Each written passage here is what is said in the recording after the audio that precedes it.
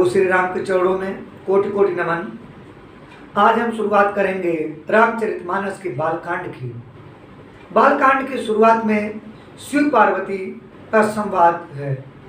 गोस्वामी दास जी ने लिखा है, सुनहु माँ पार्वती प्रीति, शंकर काहे कथा हरि नीति। शिव जी पार्वती को श्री राम की कथा इस प्रेम से सुना रहे हैं जैसे आत्मा अपने परमात्मा की कथा सुनाए। यहाँ ईश्वर और शक्ति के मिलन से ज्ञान का प्रसव हो रहा है और यह संकेत है जब श्रद्धा अर्थात उमा और विवेक अर्थात शिव एक होते हैं तभी आध्यात्मिक ज्ञान उत्पन्न होता है। अर्थात जब शंकर और पार्वती एक होते हैं तब आध्यात्मिक ज्ञान की शुरुआत होती है। इसके बाद गोस्वामी दास जी ने लिखा है, रावण भयहु बहु परिधि भारी, करई नीत विपरीत अपारी। रावण केवल राक्षस नहीं, अहंकार, क्रोध और वासना का प्रतीक है जो संसार में विपरीत आचरण फैलाता है।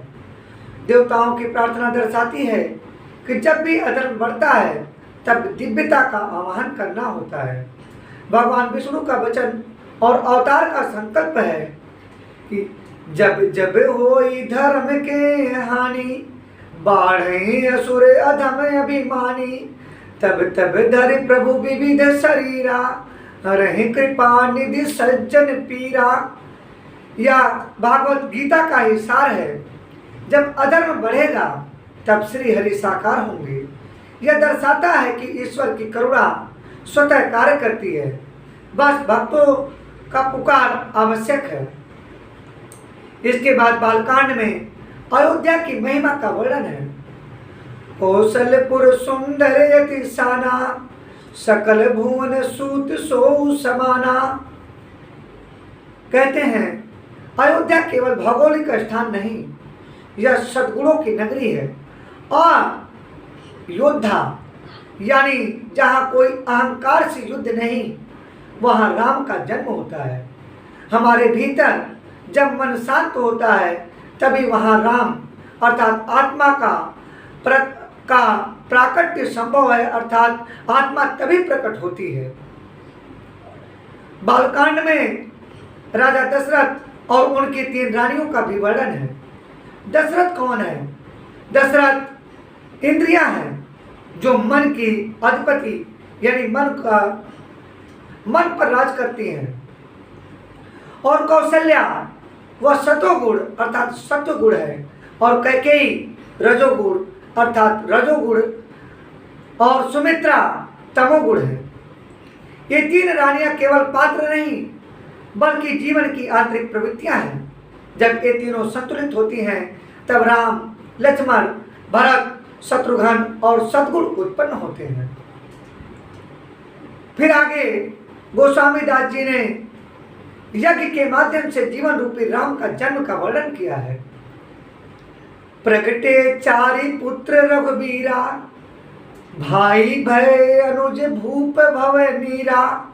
जब यज्ञ अंतःकरण की शुद्धि होती है तभी दिव्यता रूपी राम प्रकट होते हैं। पुत्र प्रतीक अर्थ, राम आत्मज्ञान सत्य है, लक्ष्मण सेवा भक्ति और भरत वैराग्य त्याग, शत्रुघ्न मन पर विजय और संयम है।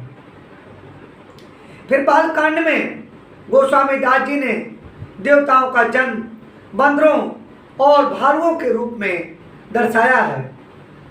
हरि अचरज जान कहीं को, अवतरऊं जय कारण सो। देवताओं ने बानर रूप में जन्म लिया। यह बताता है कि प्रकृति भी प्रभु के कार्य के लिए रूप बदलती है। हर जीव किसी न किसी काम काज में लगा है।